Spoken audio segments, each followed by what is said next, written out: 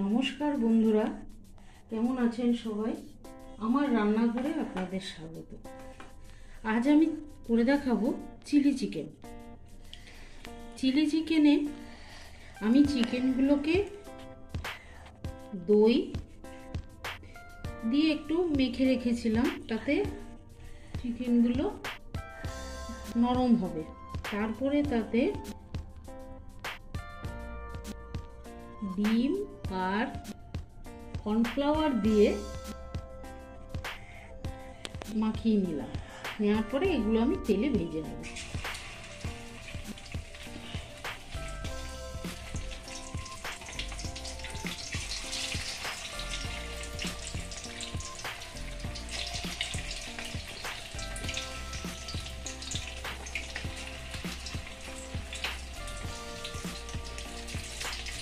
চিকেনগুলোকে একটু টক দইয়ে ভিজিয়ে রাখলে চিকেনগুলো একটু নরম হয়। তারপরে সেটাকে কর্নফ্লাওয়ার দিয়ে আর তার মধ্যে ডিম ফাটিয়ে মেখে নিয়ে ভেজে নিলেই হয়।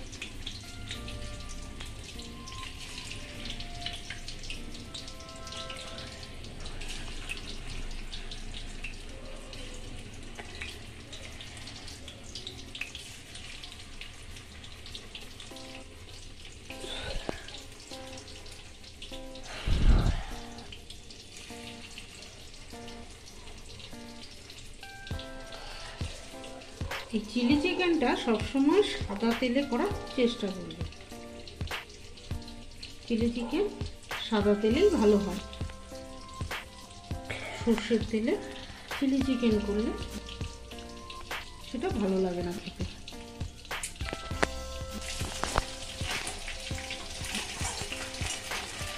দেখুন চিকেনগুলো ভাজা হয়ে গেছে।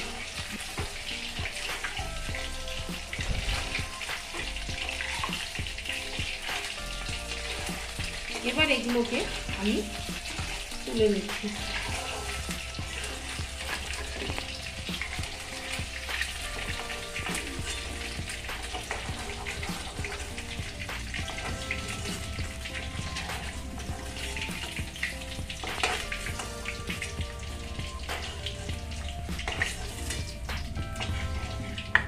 এই তেলের মধ্যেই আমি ফোড়ন দেব কুচিয়ে রাখা রসুন,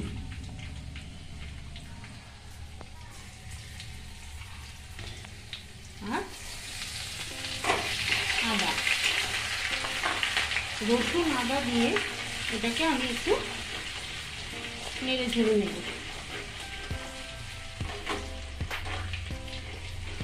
এরপরে আমি আস্তে আস্তে দিয়ে দেব এর মধ্যে ক্যাপসিকাম আর পেঁয়াজ।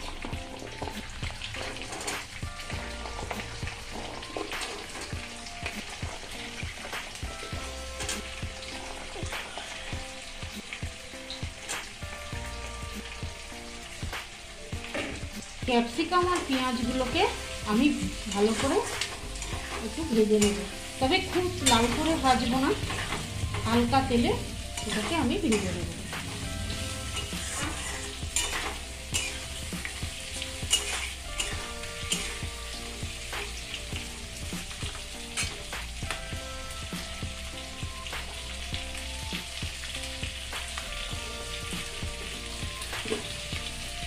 এতে দিয়ে দিচ্ছি সামান্য একটু নুন, খুব বেশি নুন দেবেন না, কারণ সসের মধ্যে নুন থাকে। নুনের পরিমাণটা একদম কম দেবেন, যদি লাগে পরে একটু দিয়ে দেবেন। আমি অল্প একটু দিয়ে এটাকে একটু ভেজে নেব হালকা করে।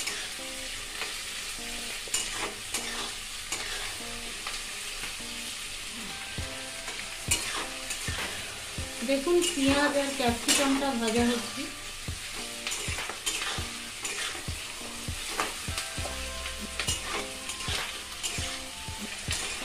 খুব বেশি ভাজলাম না।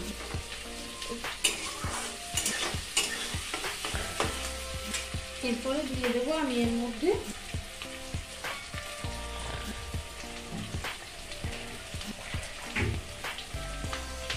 সামান্য একটু জল।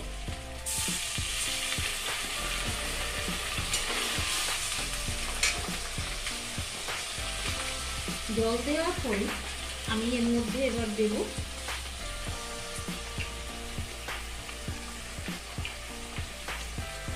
Tomato sauce.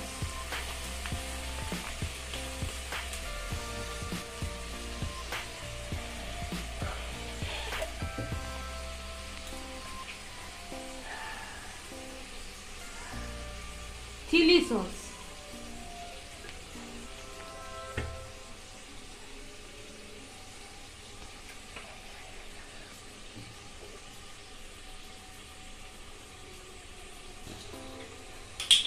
আর দেব ব্ল্যাক সস। দিয়ে একটু নেড়ে চেড়ে নেব।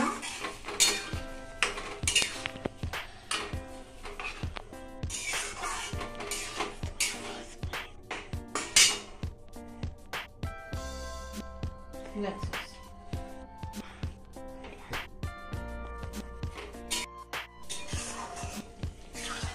দেখুন কি সুন্দর কালার এসেছে।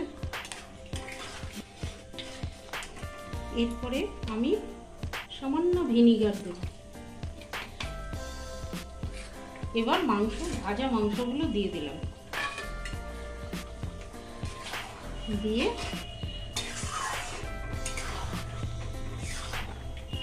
নেড়ে চেড়ে দিলাম।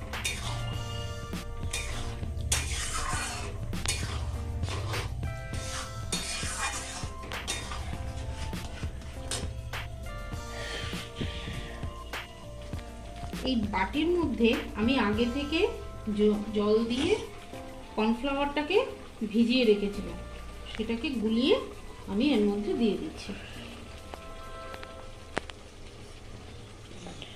তাতে গ্রেভিটা একটু গাঢ় হয়।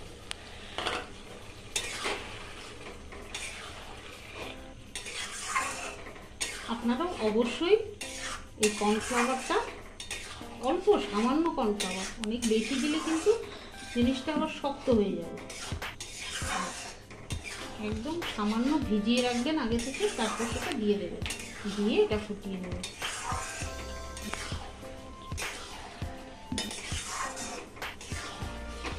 দেখুন কি সুন্দর কালার এসেছে।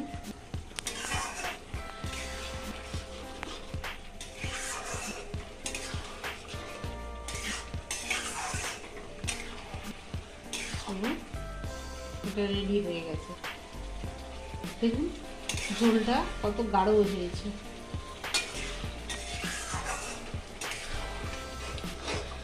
এইভাবে আপনারা রান্না করে খান, আপনাদেরও ভালো লাগবে।